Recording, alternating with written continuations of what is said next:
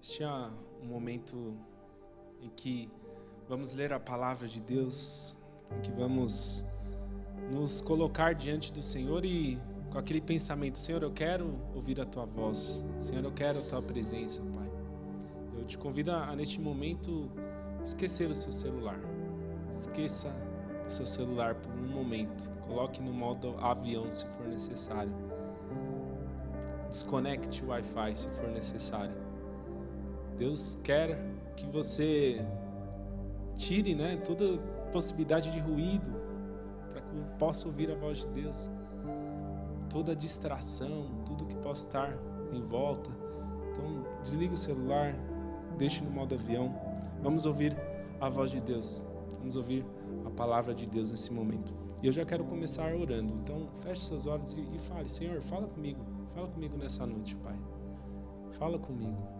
Fala como aquele momento, aquele dia que o Senhor mais falou comigo. Eu quero de novo.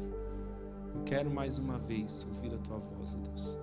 Eu quero voltar para aquele momento que eu tive transbordar da Tua presença. Eu quero voltar agora. Quero voltar hoje. Quero voltar nessa noite, Pai. Quero voltar aquele dia que eu tive mais intenso contigo. Eu quero voltar nessa noite. Senhor nosso Deus, eu te peço, Pai, toma os nossos corações, Deus. Nos ajuda a ouvir a Tua voz, Pai. Nos ajuda a estarmos como igreja na Tua presença. Ó Pai, dia de unidade, de comunhão, de santa ceia. Ó Deus, um dia que nós queremos juntos buscar o Senhor, ó Deus. Queremos juntos receber de Ti a Tua mensagem nessa noite, Pai. Ó Deus, eu sou um servo que sabe, ó Deus, das imperfeições, por isso eu te peço, ó Deus, a ação do Teu Espírito Santo. Eu sei das minhas imperfeições, ó Pai, eu te peço, me conduza, ó Deus, para que cada um aqui nessa noite possa sair abastecido pela Tua palavra, Deus. Eu oro em nome de Jesus. Amém. Irmãos, já peço que você abra a sua Bíblia em Lucas capítulo 18. Nós vamos ler do versículo 18 até o 25. Lucas capítulo 18, do versículo 18 até o 25.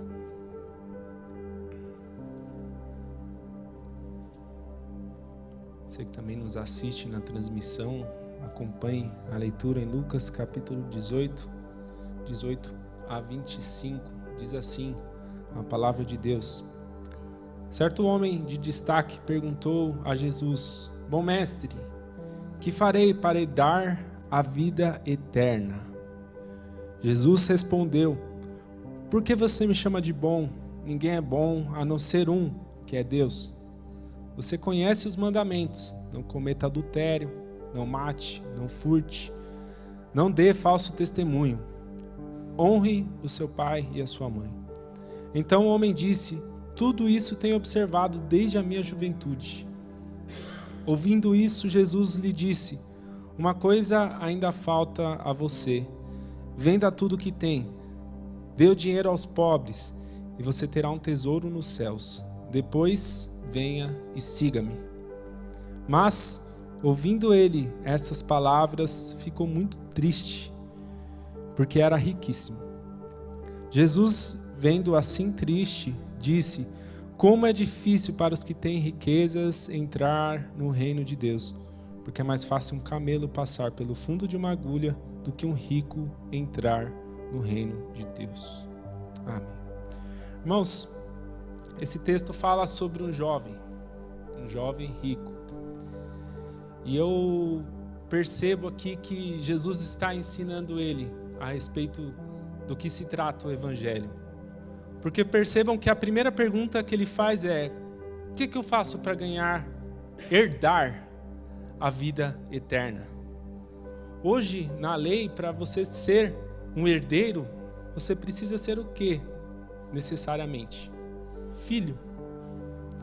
Mas o jovem estava pensando: o que eu posso fazer para ganhar essa herança? Sendo que, na verdade, o Evangelho nos apresenta uma necessidade de sermos filhos para herdarmos aquilo que vem de Deus. Eu gostaria de falar nessa noite sobre o que ainda falta. O O que ainda te falta? Neste caso desse jovem era dar tudo o que era um ídolo no coração dele, o próprio dinheiro. Mas o que falta para você nessa noite? O que ainda, será que ainda há algo que falta? O que te falta para você realmente entrar nesse reino de Deus como deve ser? Eu acredito que muitas vezes nós pensamos uma vida com Deus em buscar o sobrenatural, buscar coisas mirabolantes, coisas que saem do ordinário.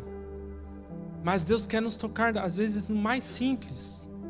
Vejam esse jovem, ele estava falando, eu já fiz isso, eu já desde a minha juventude, eu já sei, eu conheço as leis. Mas tem algo além, dentro do simples, que ele não tinha feito. Irmãos, o Evangelho é muito poderoso na sua simplicidade também. E não quer dizer que nós não devamos buscar o sobrenatural de Deus, que eu, como um pastor, não deva buscar estudar e aprofundar na palavra, mas a simplicidade do Evangelho transforma vidas. Eu tenho até um exemplo.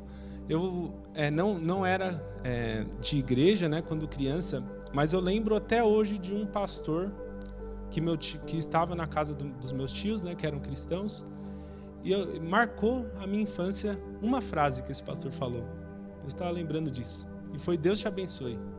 Nunca mais esqueci. Eu lembro do exato momento, do lugar que eu estava, do rosto dele, e eu lembro dele falando, não sei se para o meu tio, para minha mãe, qual que era o meu nome. Aí ele falou: Diego, Deus te abençoe. Nunca esqueci dessa frase. Às vezes a gente pensa, o que eu posso falar, o que eu posso fazer, o que eu posso agir para ter mais de Deus. Mas um Deus te abençoe, essa frase tão simples e que usamos tanto, marcou um momento ali da minha infância que eu lembro até hoje. Tem também uma história do pastor, que eu acho que até já, se não me engano, eu já até falei sobre isso, que o Charles Spurgeon, que é um dos maiores pregadores que já teve, diz um relato que ele estava testando a acústica de um espaço que ele ia pregar, e ele gritou: eis o Cordeiro de Deus que tira o pecado do mundo, testando a acústica. E o relato diz que um trabalhador que ouviu se converteu, ouvindo o pastor testando a acústica lá: eis o Cordeiro de Deus que tira o pecado do mundo, eis o Cordeiro de Deus que tira o pecado do mundo. E uma pessoa que de repente ouviu se converteu. Porque às vezes a simplicidade, cheia do Espírito Santo, a simplicidade em verdade, é um caminho para que a gente viva a profundeza, a profundidade da presença de Deus. Às vezes nós caímos numa preocupação estética a respeito da nossa vida, a respeito do culto, e essa preocupação estética nos leva a sempre pensar o que vão pensar da minha oração, o que vão pensar da minha canção, o que vão pensar de mim em todas as ações. E a gente cai dentro de um mundo de aparências e esquece de uma essência simples e verdadeira que precisa ter em todo crente. Nós podemos até muitas vezes orar e com aquela preocupação de seguir toda a regra gramatical e de não errar. E, irmãos, a formalidade existe, a organização do culto existe, a tradição existe. Nós somos uma igreja reformada, presbiteriana, mas além de toda essa preocupação de chegar aqui e realmente exaltar o Senhor com cânticos excelentes, com coral excelente, nós precisamos ter a maior preocupação é que nosso coração seja tocado por Deus. A nossa maior preocupação precisa ser, ao chegar aqui, onde está o meu coração? A nossa maior preocupação precisa ser: algo ainda falta para eu sentar aqui e ter um momento profundo na presença de Deus? E às vezes essa preocupação estética nos faz pensar muito mais na forma, na aparência, no externo, do que no Evangelho, que é simples e profundo. Vem e me segue. Vem como aquele pastor falando, eis o Cordeiro de Deus que tira o pecado do mundo. Eis o Cordeiro de Deus que tirou o seu pecado. Não há o que eu possa acrescentar no Evangelho, a não ser falar sobre Cristo, falar sobre a ressurreição, falar sobre a transformação que há em todo aquele que crê no Senhor Jesus. Mas a gente quer algo sensacional, às vezes a gente quer algo que, nossa, é isso, aquilo, algo mais atrativo. Mas Deus quer nos levar a sair de uma preocupação estética, mas buscarmos uma presença profunda no nosso interior. Lucas capítulo 12, fala assim, hipócritas, vocês sabem interpretar a aparência da terra e do céu, mas não sabem discernir esta época. Tem um comentarista que fala a respeito desse texto que os religiosos ali naquele momento entendiam os ventos da terra, mas não os ventos de Deus. Podiam discernir o céu, mas não os lugares celestiais. Então está falando que ali havia pessoas que tinham uma sabedoria, que sabiam discernir a ciência, que tinham um conhecimento da terra, do céu, mas não sabiam ouvir o vento do Espírito Santo. E é mais ou menos isso que eu estou falando. Às vezes a gente tem tanta excelência na nossa aparência. A gente pode ter tanta excelência na estética, mas não discernir o que é simples. Não discernir o que é profundo. Há também um texto de 2 Coríntios capítulo 5, versículo 12, que Paulo fala, não queremos novamente nos recomendar a vocês, pelo contrário, estamos dando uma oportunidade para vocês se orgulharem por nossa causa, para que tenham o que responder aos que se gloriam na aparência e não no coração. Então Paulo está falando ali à igreja de Corinto para que eles o recomendassem, né? E que fizessem isso para pessoas que já tinha naquela época, já existia naquela época pessoas que se gloriavam na aparência e não no coração. Irmãos, como hoje podemos cair facilmente com toda essa vida de online, com essa vida de redes sociais, como a gente pode cair no exibicionismo. Exibicionismo, na verdade, muitas vezes vazio, sem sinceridade. O que Deus quer de nós é retidão de coração. O que Deus quer de nós primariamente é que nosso coração seja quebrantado e que aquilo que a gente desenvolve dentro da nossa aparência seja a partir disso. Nosso culto não é a partir da estética, mas é a partir do interior transformado, a partir de um coração reto, e assim resultando em um louvor e glória ao nome de Deus no culto abençoado. Mas irmãos, então voltamos ao jovem. Ele estava lá preocupado. Então, como eu posso herdar a vida eterna?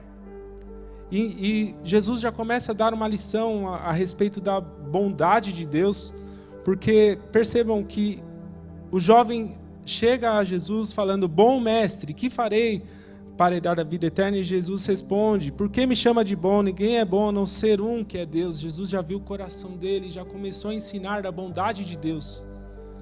E percebam que os mandamentos que Jesus cita depois são mandamentos que são relacionados ao próximo. Então Jesus começa a falar, você conhece os mandamentos, não cometa adultério, não mate, não furte, não dê falso testemunho, honre seu pai e sua mãe. Mas depois Jesus é que vai ensinar o que é em relação a Deus, que é justamente aquele final, dê tudo que você tem. Dê ali o que, isso é o que ainda falta a você. Venda tudo que tem, dê o dinheiro aos pobres, e aí você vai ter um tesouro no céu. Venha e siga-me. Mas irmãos, é então necessário guardar a lei? É necessário guardar os mandamentos? Sim, né? Jesus nos mostra e Jesus nos conduz a realmente essa vida onde nós obedecemos a lei. A lei nos conduz a Cristo. Gálatas capítulo 3 diz que de maneira que a lei se tornou nosso guardião para nos conduzir a Cristo, a fim de que fôssemos justificados pela fé. O fim da lei é Cristo. Então a justiça de Deus mediante a Cristo é através da morte para a lei, como Gálatas também diz, a fim de viver para Cristo. Então Jesus Cristo cumpriu a lei. E quando nós somos justificados, nós percebemos o sentido da lei, o propósito da lei. E não, de forma alguma, anulamos a lei. De forma alguma a lei é anulada. Nós continuamos vivendo a lei, entendendo o sentido da lei, que é Cristo. Mas, irmãos, dessa forma, então, não há como nós observarmos a lei sem Cristo. Não há como nós entendermos oração sem Cristo. Não há como nós entendermos adoração sem Cristo. Não há como nós sermos igreja sem Cristo. Não há como nós entendermos a vida com Deus sem Cristo, sem Jesus Cristo, sem o nosso Senhor. Aquele jovem entendia a respeito dos mandamentos, guardava, mas ele ainda não tinha entendido esse vem e siga-me. Ele não tinha entendido o que Jesus era. E por isso Jesus fala, não há nenhum bom senão Deus. Ele precisava ainda entender, e percebam que ele ficou triste. Ele ficou triste porque ele era muito rico, mas Jesus estava abrindo os olhos dele para que ele entendesse o que era a verdadeira riqueza, que não era o cumprimento ali da lei, mas era o fim da lei que estava diante dele, que era Cristo, que era Jesus. Portanto, a nossa maior preocupação precisa ser ter uma experiência real com Jesus. Falando em preocupação estética, falando de aparência, falando de nós buscarmos sempre algo com uma preocupação do que vão pensar, do que vão assistir, do que vão... essa preocupação de todo mundo que participa aqui do culto. Mas a minha preocupação maior é, eu preciso ter uma experiência com Jesus. Eu preciso ter uma experiência com Jesus. Só uma experiência com Jesus, nessa noite, é que vai te mostrar o que falta para o seu coração. Só uma experiência real com Jesus nessa noite é que vai te mostrar o que está faltando para que você possa ser o herdeiro, para que você possa ser aquele que vive de fato esta herança de transbordar, de ser filho de Deus, de caminhar como filho de Deus. Busque nessa noite essa experiência real com Jesus, porque ela vai apontar o que ainda falta você dar, o que ainda tem que ser entregue no seu coração. Percebam que ali Jesus fala do dinheiro, que era especificamente, naquele momento, o que faltava para aquele jovem. Mas para você pode ser o dinheiro, ou pode não ser o dinheiro. Pode ser a aprovação dos outros, pode ser o seu sucesso, pode ser a sua fama, pode ser, enfim, outras situações que você bem sabe e você pode saber através deste momento da experiência com Deus. Depois os discípulos, mais à frente do texto que nós lemos, ficam se perguntando, porque é umas circunstâncias, um contexto histórico em que aquele que era rico era muito condicionado a alguém abençoado por Deus. E não é tão diferente do que nós vemos por aí em algumas situações. Alguém rico é muito abençoado por Deus. Como assim? Ele é rico e ainda tem que dar tudo? Como assim? Então depois os discípulos ouvem algo também a respeito disso, de Jesus, que fala que, em verdade lhes digo que não há ninguém que tenha deixado casa, mulher, irmãos, pais ou filhos por causa do reino de Deus que não receba no presente muitas vezes mais, e no mundo por vir receberá a vida eterna. Então Jesus diz aos discípulos ali, olha, vocês entregaram tudo, vocês estão entendendo, e não há ninguém que deixe tudo pelo reino de Deus, por causa do reino de Deus, que não vai ser abençoado no presente e no futuro. Porque como dizem Filipenses, segundo a riqueza da sua glória, o Senhor Jesus há de suprir tudo aquilo que vocês precisam. Sendo assim, se Jesus há de suprir tudo aquilo que você precisa, sabe o que cabe a você? É entregar-se completamente a Ele. é dedicar a sua vida completamente a Ele, é dedicar os seus planos, os seus objetivos, os seus sonhos, a sua família, as suas ambições. Senhor, eu dedico a Ti. Eu deixo tudo que é plano meu, para que o Senhor seja a minha direção, para que o Senhor seja o centro. Irmãos, eu gosto muito do texto que fala sobre Enoque, que é em Gênesis capítulo 5, porque em uma das versões fala que andou Enoque com Deus e já não era, porque Deus tomou para si. Enoque andou com Deus de uma forma que ele já não era mais o Enoque. Já não era. Ele andou com Deus, Deus tomou para si. De certa forma, esse herdar a vida eterna, esse viver a vida eterna, é justamente Diego andou com Deus e já não era. Deus tomará, não agora, mas Ele me tomará para estar na presença dele. Espero que demore um tempo, mas assim é com você também. Imagine ter isso como a visão da sua vida depois.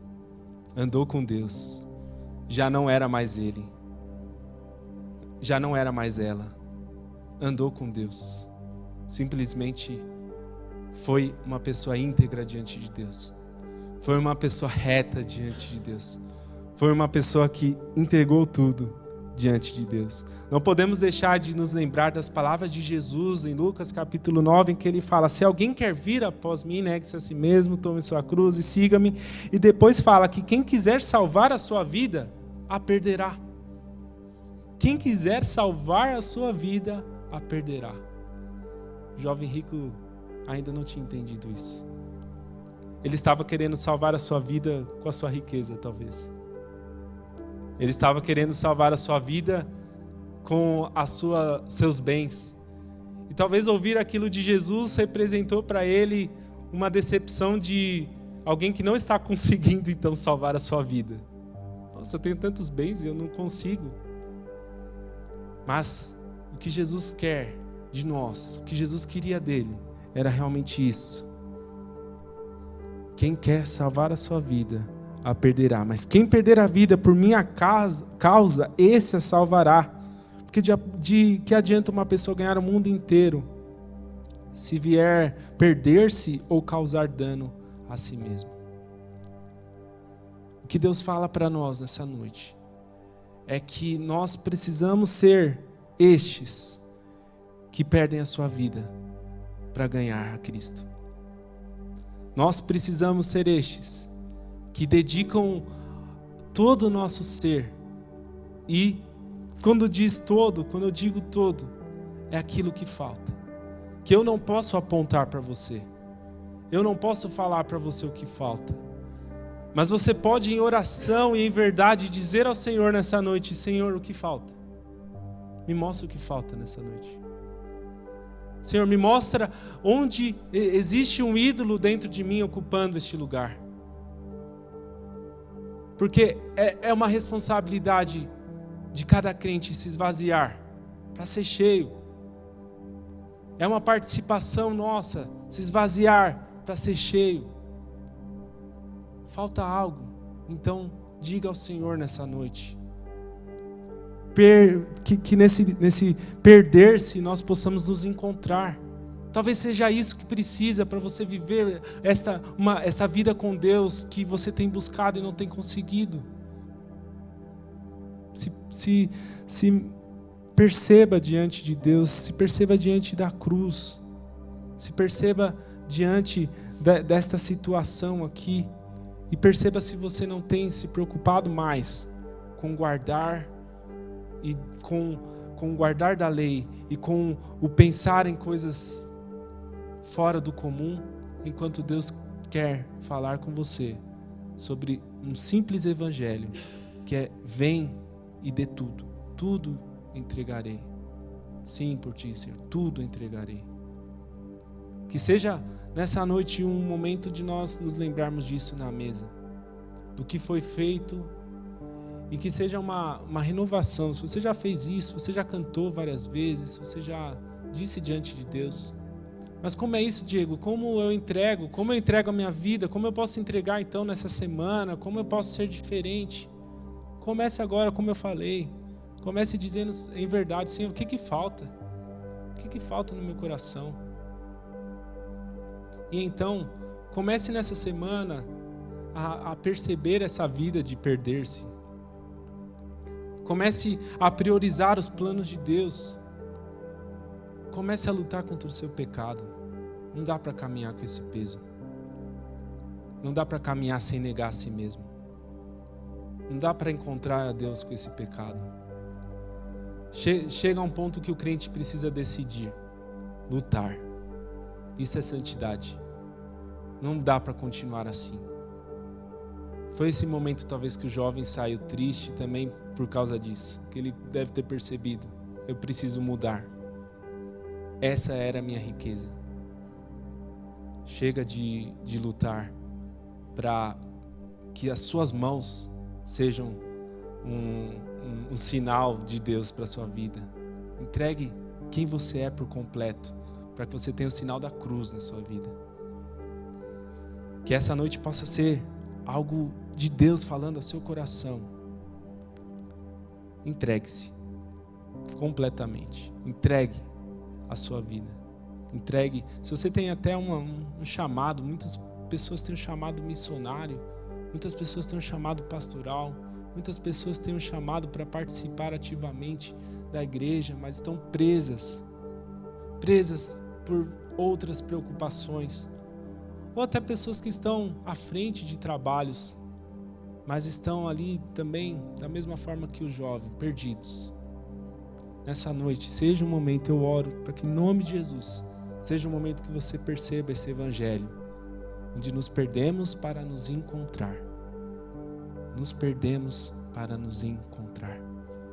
Ande com Deus, acima de tudo, ande com Deus. Já não sou mais eu, mas Cristo vive em mim. Ande com Deus, já não seja mais você. Você não vai perder a sua personalidade, você vai continuar sendo você, mas quando nós nos perdemos, Deus tira o melhor de nós. E nós vamos percebendo que o que temos de melhor é o que a graça de Deus fez. O que a graça de Deus fez acontecer através dessa entrega. Convido você a fechar os seus olhos e pedir ao Senhor nessa noite. Senhor Deus, obrigado, Pai. Obrigado, Senhor, por este evangelho. Deus, acima de qualquer preocupação formal, a nossa maior preocupação é ter uma experiência na Tua presença nessa noite, Pai. Deus, nós não estamos aqui, Pai, para nada além do que ter uma experiência contigo, Deus. Uma experiência real, Deus. Experiência de convicção, Deus. Experiência de transformação. Deus, em nome de Jesus eu te peço, Pai, que cada um aqui, Deus, neste culto, possa perder a si mesmo para encontrar o Senhor. Deus, que todos aqui que estão ouvindo nesta noite essa Tua palavra, que o jovem ouviu, vem, deixa tudo, me segue. Deus, que todos possam ser fortalecidos por Ti, Deus, para fazer o que for preciso, para tirar aquilo que falta e sermos íntegros de coração na Tua presença, Deus. Pai, em nome de Jesus, nos abençoa como igreja, Pai. Deus, nós somos uma igreja, Senhor, abençoada, uma igreja, Deus, de uma tradição onde o Senhor orientou grandes homens e mulheres desde a reforma. Deus, mas que a nossa maior preocupação seja, Deus, estar aqui e perceber, Deus, que por que estamos aqui? Para a Tua glória, Deus, para Teu louvor. Deus, que a cruz, que o amor de Deus na cruz nos constranja nesta noite, Pai. E que queiramos todos nós seguir este caminho que o Evangelho nos convida. Deixa tudo e vem. Em nome de Jesus, nós oramos. Amém. Como diz aquele louvor evangelístico, né? Deixa tudo, então vem. Seja feliz também. Deixa tudo. Deixa tudo. Quando tudo deixares no altar, talvez você conheça a Deus como você nunca conheceu antes. Jesus é aquele que se esvaziou de todo o seu poder, de toda a sua vinda como Deus, para se entregar na cruz, e que da mesma forma nos esvaziemos para encontrar